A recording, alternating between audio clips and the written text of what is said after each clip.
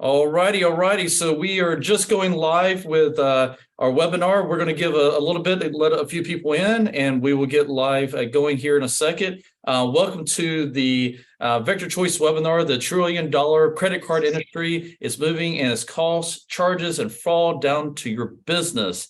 And where and what do you need to know? So we're going to get started here in about 30 seconds, but love to see you guys joining. I love the ones that are joining so far on Facebook. And stay tuned with us, and we will get started here in a second.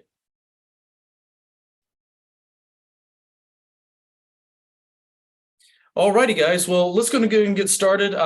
Today, we're going to be talking about the $1 trillion credit card industry and where it's moving, the costs, charges, and fraud, where they're pushing it down to you, and what you need to know. I've got some awesome speakers, but before we talk about our awesome speakers, let's talk about me a little bit. My name is Will Nobles. I'm the founder and CEO. John, you laugh. I'm the founder and CEO of Vector Choice. I've had the company for the past 14 and a half years. And I've worked for Fortune 100 and Fortune 500 companies in all kinds of aspects when it comes to networking and security. One of our special guests on here today is John DePero. John is my Chief Compliance Officer here at Vector Choice. Amazing background from counterintelligence, the NSA, and all the above, a military guy. So, John, thank you so much for being with us today.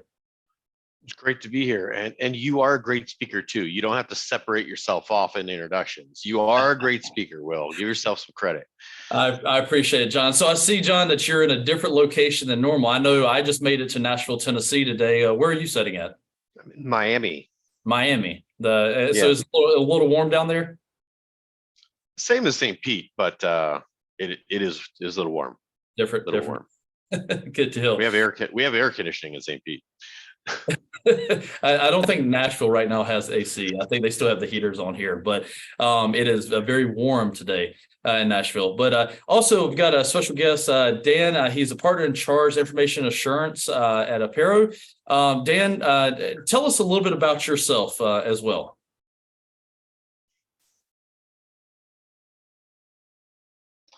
Yeah, hi, Will. Had to find the mute button there. Been with Aprio for over 10 years, big CPA firm based out of Atlanta. We do business around the country. This thing of information assurance services is, in many respects, it's all about, compliance, audit, information security. And PCI has become a big portion of our business. Atlanta is, in many respects, is a fintech sort of capital, one of the capitals of the nation. A lot of companies processing credit card related data, merchants, service providers, and the like. And so we've been in the PCI business for, over 10 years, and we just support a whole bunch of different companies that are really trying to make sure they're doing the right sorts of things to protect their data, their cardholder transactions, and other sensitive data. Awesome. Well, Dan, appreciate you coming on today, being with us, educating our customers, as well as other people watching out today on educating them on PCI with you and John DePero. First, I want to share a little bit about Vector Choice with everyone. Vector Choice is an IT managed security compliance company based out of Atlanta, Georgia. If it wasn't for my executive team, I would not be a stay going. So Sarah, my COO, I always say, John doesn't like this, but I always say she's the smartest person in the company because she's the only one that's got the PhD in the company. Then we got John Bodicki, which she's the smartest because she's not the IT lead. She got a PhD in something other than IT. That's what makes her the smartest. The rest of us are second guessing our career choices. that is true sometimes, for sure. And then we got Bo Dickey, which is our Chief Security Officer. He's done everything from law enforcement to development, all the way up to hacking and cybersecurity there. Got an awesome management team, even sitting on moderating today, Miss Chelsea Vigner. She's coming back just in January from having a beautiful baby. And so Chelsea will be on with us. If you guys have any questions for us, please put in the Q&A. Chelsea would break and shut the three of us up, which is kind of hard at times, especially between me and John, to get us to stop talking. But Chelsea will break in. So put in the Q&A and she will make sure we get those questions answered for you as well. So what does Vector Choice do? We do everything from your IT level 1 support. I can't print, my computer doesn't work, all the way up to compliancy and CTO services and all in between. For dark web monitoring, we do phone hosting, cybersecurity, cloud services, and we're very heavy, obviously, with John in the compliancy realm there. We've had a privilege of and an honor to get a lot of different awards. We've made the Inc. 5000 for the past 4 years in a row, the MSP 501 for the past 4 years, and MSP 501 is the top 501 managed services providers in the world, and we made 111 this past year. And other different awards as well throughout. And number 2 in emerging companies. We're actually number 2 in the new topic for emerging companies. Awesome. I keep forgetting, John. We need to definitely add that up there. I keep forgetting that. So thanks, John. John actually went and accepted that award for me because I was tied up at another conference. And I keep forgetting that. Also, location-wise, so we've got clients all over the country, but we have offices from Philadelphia down to Baton Rouge, Louisiana. We are based out of Atlanta, Georgia. I even got an office in my hometown in New Bern, North Carolina. So I moved from the home of Pepsi, John, to the home of Coca-Cola. I don't know if John, if you even knew that, but that's a little my celebrity aspect of Pepsi and Coke there. So one of the things I want to share with you guys is a new book, Compliancy Formula. If you're a CMMC, I know we're talking about PCI today, but CMMC, if you're doing any work for the DOD, DOD and any government work, you have to be CMMC compliant. That book comes out March the 30th. We'll be advertising that. It'll be on Amazon, so you can buy that book on Amazon. It's not as smart as John writing the book, but you know what? I'm second best up to him. So guys, let's get down to the guts of it here. We're talking about PCI, we're talking about credit card risk. Both of you, give me the definition of PCI and what is PCI? Okay, Go ahead, I guess Dan. I'll jump in. Payment card industry.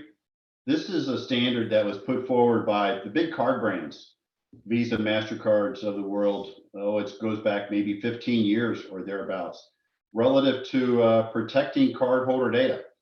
It wasn't too long ago, some of us can remember when you'd hear about credit card breaches very often, right?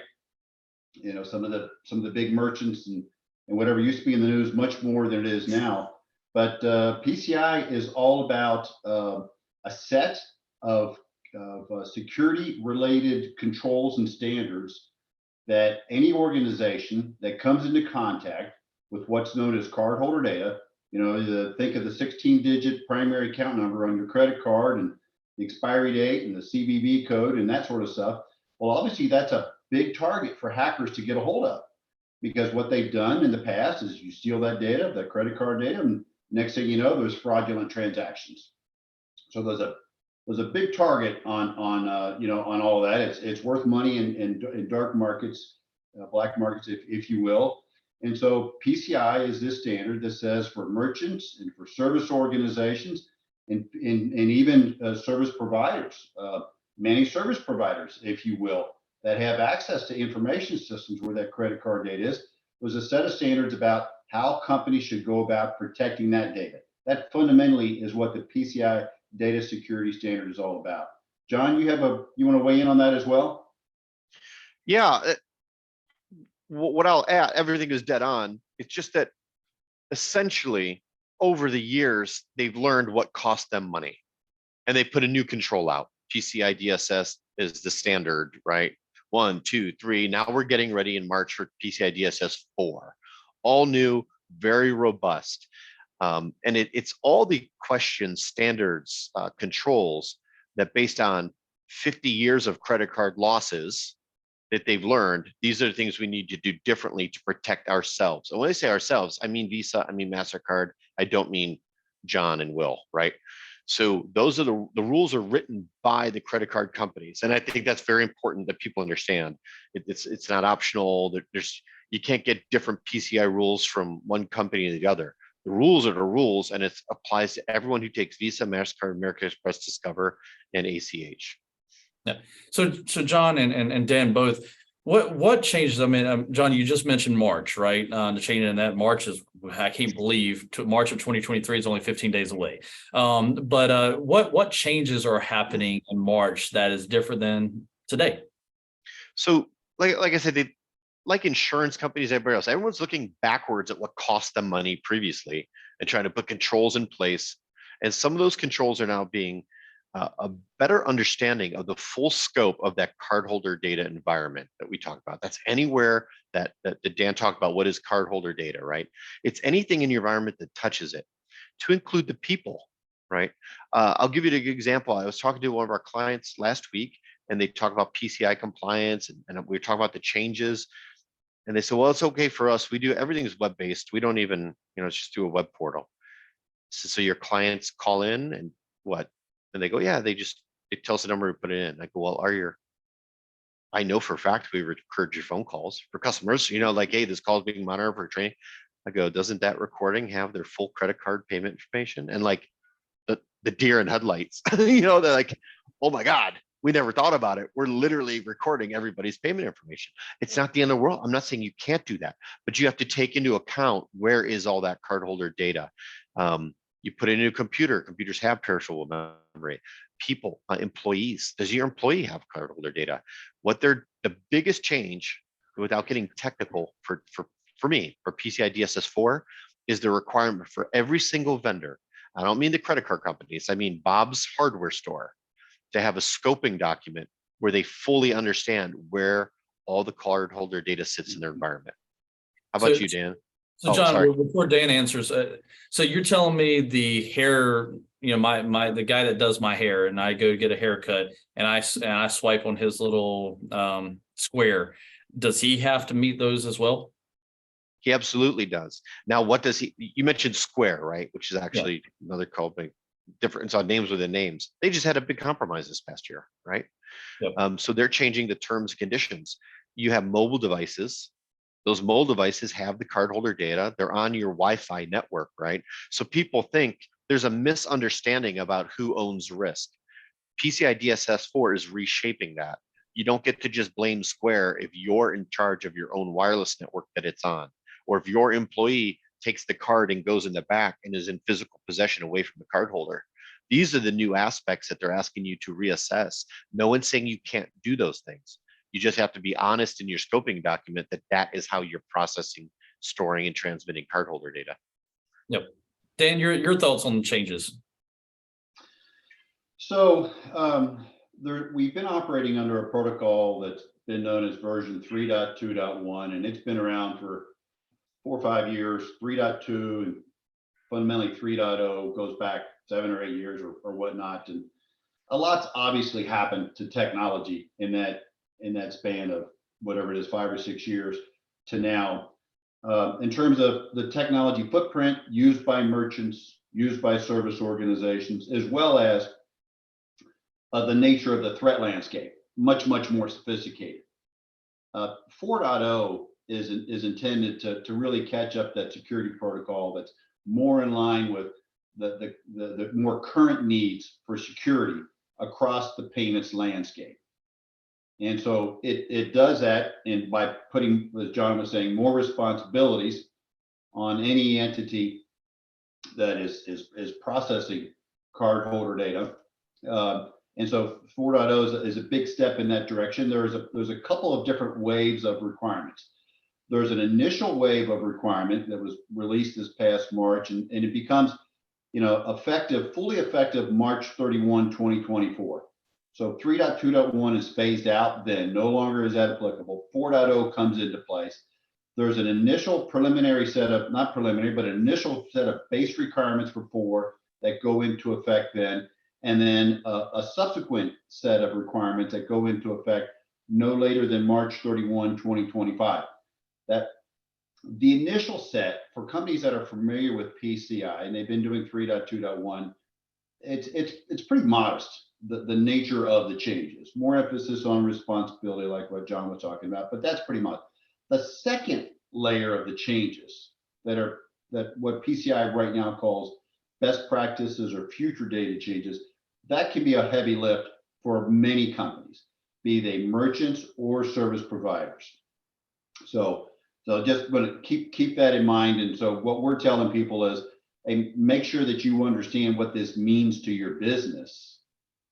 That you certainly get the base stuff underway, and for many businesses, they're going to need to go through a budget cycle later this year to deal with the changes that they're going to need to put in place in 2024 so that they're ready for 2025. Yep. And I've even noticed a lot of changes, especially with restaurants. They come to your table, they tap or scan, you do your credit card right there at the table with you. So obviously a lot of the bigger chains are already making those changes and everything. So what changes does it affect the small business? I mean, what is the small business is going to have to do if we not get too technical, right? But, what are the things that are sort of the steps, John and Dan, that they're going to have to do that's not just credit card related, but to their network? John, you want to start? You want me to do it? Sure. The very first thing I tell everybody is what PCI calls a scoping document. First, you have to lay out what you have, and you have to lay out who's responsible for it, right? Even in a small business, you may have an IT company that handles your network, your infrastructure, the Wi-Fi, right? You may have a card merchant who's bringing the hardware for payment, but it's on your network. You might also have other vendors. Maybe your website, if you order on the website, might be a different card processor that's built in through the website, right?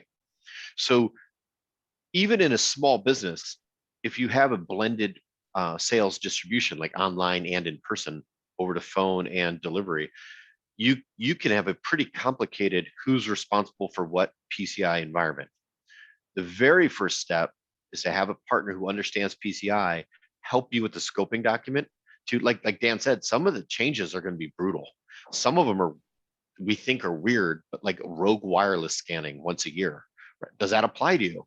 You need a partner that can help you understand the scope of your current environment, what changes affect you, but then also stay plugged in with as your business grows and changes. Are you moving to all mobile payment? Will, you mentioned the tablets, right? They're really convenient. They go to the table. There's a lot of upside to it. Does it come with additional security requirements when you have a device that can be swiped off of a table at any time, right? So you just need a partner to help you understand the interoperability of multiple vendors and a responsibility matrix of who has to do what in the process. Because I would tell you, the bottom line, the owner, the CFO, it's the client who has to fill out that that SAQ and put their name on the blame line. You don't get to say, well, it was my security company failed to lock the door. Like, nope. You're the one that filled out the assessment saying you'd protect the cardholder data. Yep. Yeah, agree with all that. Most small companies that are subject to PCI, they're going to be doing what John referred to as an SAQ, self-assessment questionnaire. The question is whether they fall into the category of being a merchant or whether they're a service provider. Occasionally, some will be both. Chances are they're one of those two. For the time being, those SAQs under 3.2.1, we're saying they're not going to be changing. The requirement isn't. They're not going to need to fully submit a 4.0 SAQ until 2025. But at a minimum, they're going to want to understand what changes are occurring for 4.0 that are relevant to them, and make sure that they're addressing that. For companies that are, let me just say this, for any companies that are a part of today's call that are service providers, you can certainly expect service providers are getting a lot more attention and oversight these days from the merchants that are using them, other service providers that are involved in that business, because everybody is concerned about that third party that potentially has access into my network, into my data, or they're doing some processing for me on my behalf, because those risks that are represented by that third party, if they mess up, then the company that's using it is going to be responsible for that. And so there's certainly a huge wave of activity that's been underway now for a year or two, and it's going to continue with respect to oversight of service organizations. And so even the smaller ones we see where they're, and this is an area I think that's maybe been a little bit overlooked in the past, and that is if I'm a service organization, a managed service provider, maybe that case, and I have access into a larger company and then into their network, into their environment where they're doing their PCI related processing, that company that's using that MSP or that service provider needs to take steps to see that service provider is compliant with PCI. And so that, because that's their responsibility under PCI. So I think there's going to be more scrutiny around that. And so that means that service provider, they might be relatively small, but again, they're supporting an environment for a larger company. Can expect that they're going to be getting more of those calls or more of those inquiries in terms of, are you compliant with PCI? Because if you're not, I may not be able to use you anymore. Yep. Yeah, and if I could piggyback one thing on that, there's another wrinkle to it that we don't look at. We look at the SAQs and PCI requirements. Those come from the payment card industry. There's another layer for a small business, a merchant, and that is the deal you signed with, Bob's credit card processing company, the guy who brings you your machine and services it for you. At Vector Choice, I review those contracts with our clients with literally a highlighter to pull out all language. I've never reviewed one that didn't have clauses in it that went over and above what PCI makes them do based on the type of business they are. So PCI says you have to do 1, 2, and 4, but the contract you signed with your merchant provider says you'll do 1, 2, 3, and 4, if that makes sense, right? Yeah. So I want to make sure we're not also confusing that just because you got a PCI assessment done and you're PCI compliant, it doesn't necessarily preclude you from being sued by your merchant provider for not meeting the terms of that contract. And this is why one guy charges 4 points, another one's 3.5, because they may be putting more responsibility on you. And that what triggered that one was Dan was talking about the shared responsibilities of who has what. That's another layer. Yes, there's a service provider. He is dead right about that. So you need to have partners who know what they're doing. There's you as a company who takes credit cards. The third wrinkle we have to make sure we're addressing is the company you chose, if there's extra language they put in the contract. Yeah. John, I remember the days where you can go to a website, you click the link and it comes back and says, oh, you're PCI compliant. Are those days over that's just that quick little website scan? Yeah, I'd argue they were never around. People hear what they want to hear, right? Yeah. They read what they want to read. Everyone wants the good, cheap message. The scan is important. There's something called an approved scan vendor, and many credit card merchants will push you to the one they pre-selected. That's fine. That's valid, normal part of the business. The scans are great. They don't change the fundamental requirements that you have. We're on a call with, well, you know who it was. We have a client that serves multiple retail entertainment locations across a couple states. And I'm talking to the CFO, and we brought up from the SAQ a specific question. Who at your company, I asked our client, the CFO, who at your company is taking a new device, the credit card device, and making sure all the baseline admin passwords are removed before you put it into production? And he's like, oh, I have no idea. Well, guess what? It's nobody, right? If you don't know who's doing it, then the answer is no. Because PCI SAQ, they don't grade on a curve or give you credit for almost right. The question is, are all devices, not our 90%, not our 50%. You could have 1,000 devices that are right and one that is wrong. And your answer to that has to be no, because it wasn't all devices. And that's where understanding who's doing what in the process is critical. Yep. Okay. So Dan's the auditor, though. You should get it. Dan's the one. He's the real auditor. Dan, what do you think about those? I hear my clients say, "Oh, I did the PCI scan and it said I was PCI compliant." How's the changes going to affect those types of quick scans like that? Well, there's certainly that scan that you're referring to that John mentioned is the approved scanning vendor scan is a once a quarter thing. And all that's doing is taking a look at your network and stuff that's externally available, IPs and whatnot, and seeing if you've got vulnerabilities that are on there. And if If you do, you need to get those patched and then get a clean scan. That's well and good. And depending upon which SAQ and which requirements you're subject to, there's a lot more to it than that. Yeah.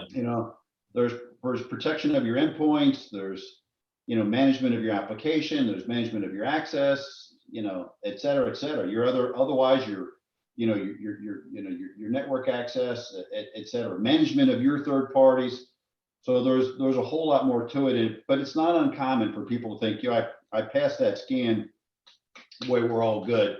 When that's great. That's kind of a fundamental, but it's a very beginning fundamental, right? Yep. Again, a lot varies. A lot depends upon the nature of your requirement and how broad your PCI requirements are, because they can vary significantly. But just because I'm clean from the outside looking doesn't mean I'm clean from the inside in terms of what I'm doing. Yep. Do I have people that have access to data that shouldn't have access to it? Do I have sensitive data actually secured properly, et cetera, et cetera? So I think to say that I've got a good, in summary, to say that I've got clean scans, I'm all good is really a false sense of assurance. Yeah. So Dan, you're telling me if I'm a restaurant and I have a Wi-Fi, that my devices I'm doing the credit card scanning and my guests are on that same Wi-Fi, am I secure? I don't think you need me to answer that, do you? I'm playing. No, I won't say dumb. I'm playing the unknown here as I'm asking you guys these questions. Kind of like a rhetorical question, but for the record, I'm going to say no, you're not.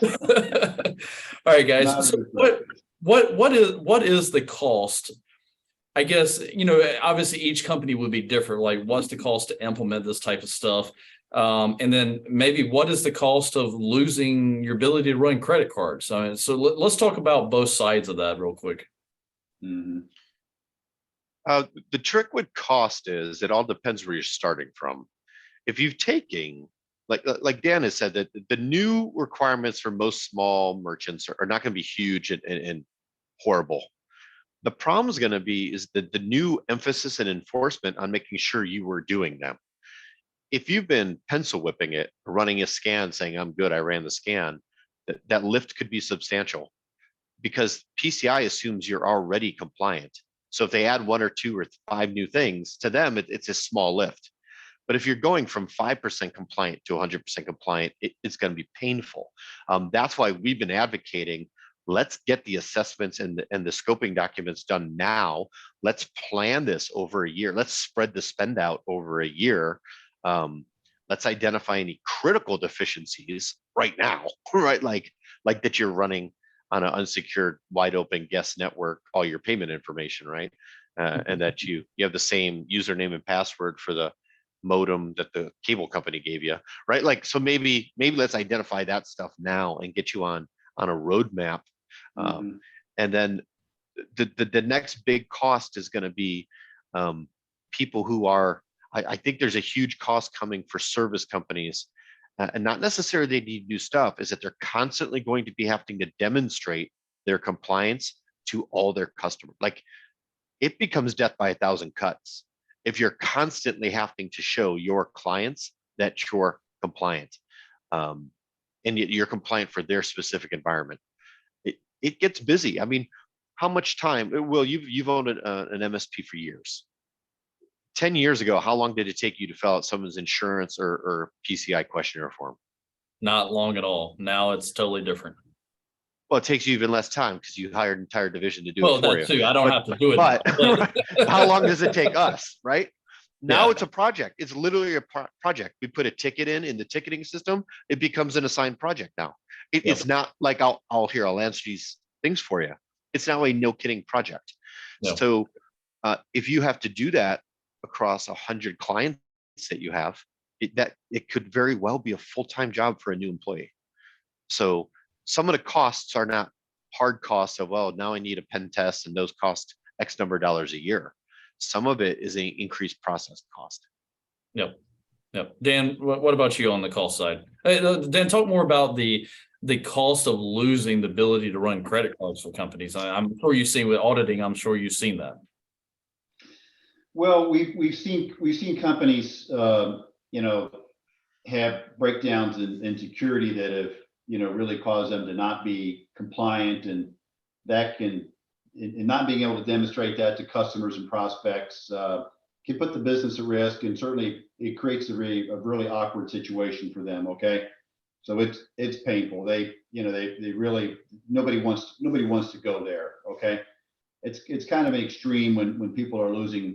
I think the extreme would, for people losing their ability to process cards, or, if there's an egregious situation that happens at a merchant, for example, and they can't do it. If you're a service provider, and you can't demonstrate that you're compliant, you can't meet the standards, then people are going to go somewhere else to get another service provider.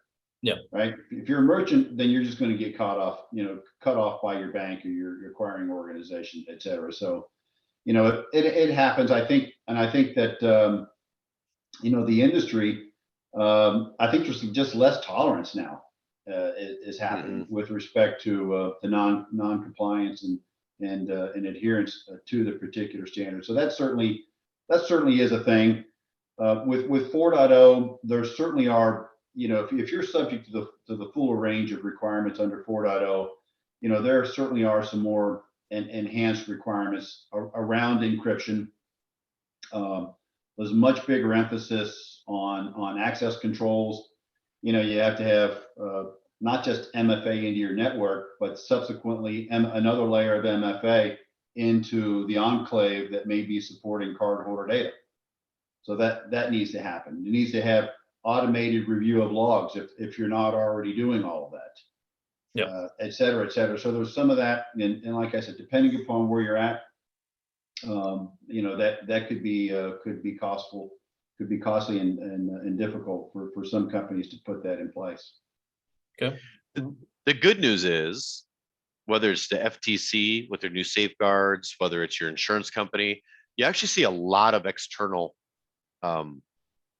organizations or authorities pushing you to very similar standards, if not the same standards, right? Yeah. So another advantage of doing this right, whether you're doing PCI right and then it drags along your insurance, or you do your insurance right, it'll drag along. A lot of this is not going to be tripling or quadrupling spend. If we align it right, we can pick a solution we call a control for a requirement that addresses everything across HIPAA, PCI, our insurance, and your state's information security requirement. The right partner is going to look at all those things and get the most bang for your buck, and say, I'm not going to spend $1 4 times. I'm going to spend $2 once, but it'll cover me on 4 things. Hey, I want to build up. I think that's a terrific point, John. So thanks for bringing that up. It sometimes can get confusing, the fact that, what is PCI? PCI is a robust security standard that is you're required to do if you have cardholder data. We've got companies that actually apply PCI when they don't have cardholder data, because it's a good standard, but you could apply it to some other trove of data. So you could exchange cardholder data for sensitive data, PHI, ePHI, some other form of PII, some form of IP, and the concepts are the same. You want to encrypt it, store it, safely, minimize who has access to it, right? All of those sorts of things, the same concepts that apply here. These are, in other words, they're just good security standards that happen to be required if you're doing cardholder data, but they're extremely relevant for any scenario where there's a high risk related to sensitive data. Yep. Okay.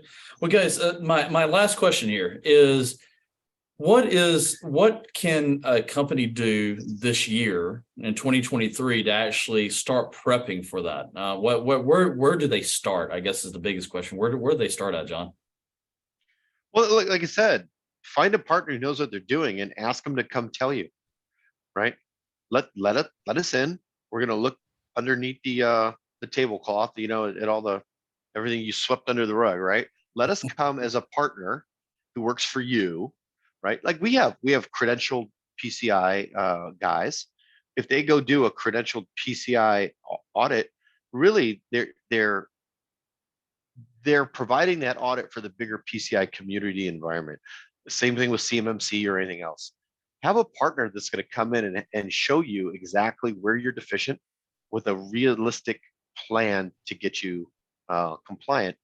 That Rome wasn't built in a day.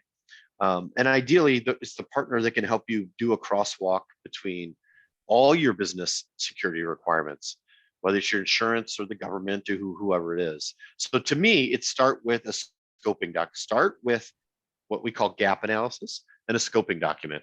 And I love Dan's point. You're right. It could be, you could be an architect firm and just know that if my designs get out, it's essentially the only thing I have to sell is my design, right? You could apply it to anything. And I would say there's kind of a three-legged stool of the security and compliance world. One are the security controls, which PCI definitely is. One is the paperwork side, which is policy procedure, right? Which like HIPAA's real big on. And a third leg is recovery time, right? And just how long, if something bad happened, how long to get back. PCI does a great job of assessing one leg of it, but we can overlap the other legs to give you a complete business solution for security and compliance. Dan, you say? I agree. You've got to know what it is before you can protect it. So what exactly is the nature of the data? Where's it at?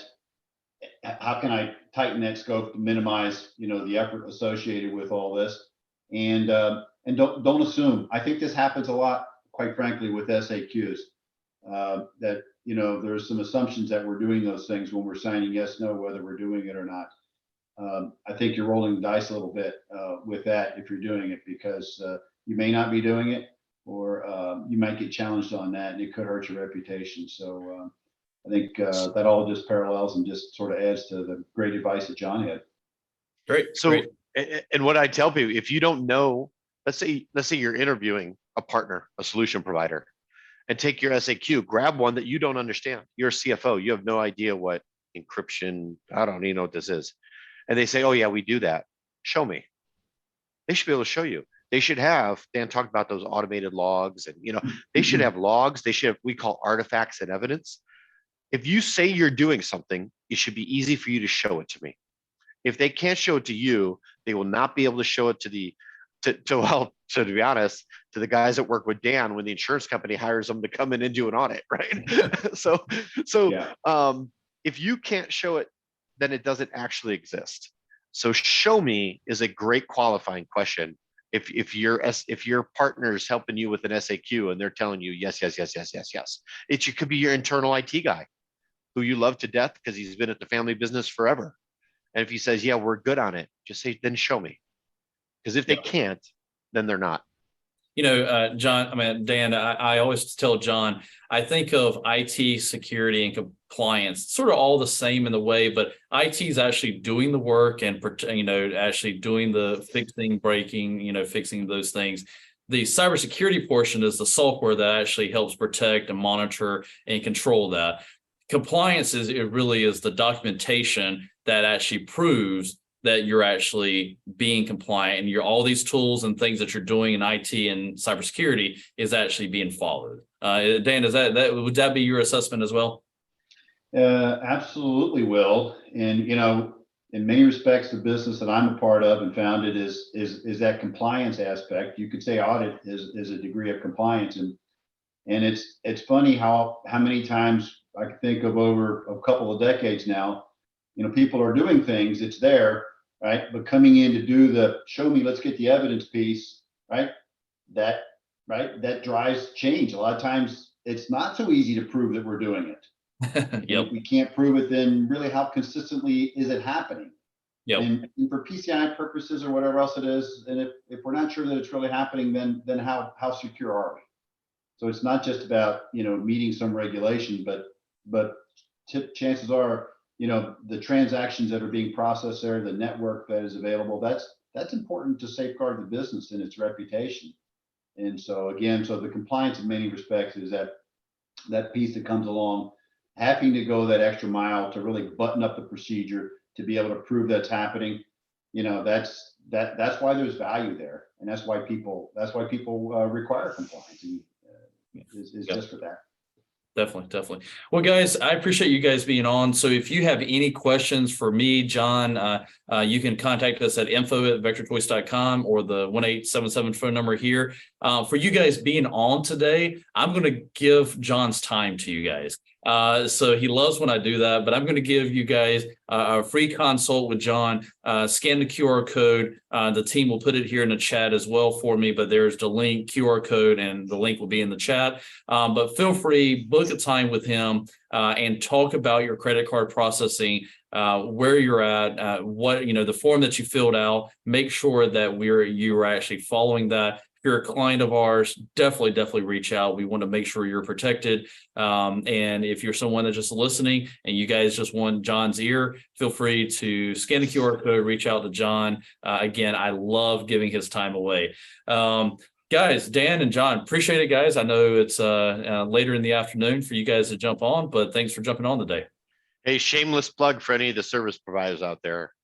Dan knows more about SOC reports than anybody I've ever met in my life. If you got a SOC 2 type 2 conundrum, there's another here. I'll give away Dan's time now. Call Dan. Call Dan. So truly knows more. And those of you who know me know I know a lot of people in this world, right? Dan truly knows more about SOC 2 type 2 than anyone I've ever met. I appreciate it. Like Will, we've got a phenomenal team.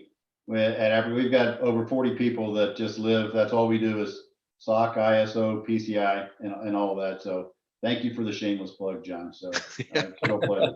And Will, thank you very much. Dan, thanks for joining me today. Yeah, thanks for being on. Well, everybody on Facebook on the webinar here, thanks for joining us today. Stay tuned for our March webinar coming up in the middle of March. Have a good one, guys.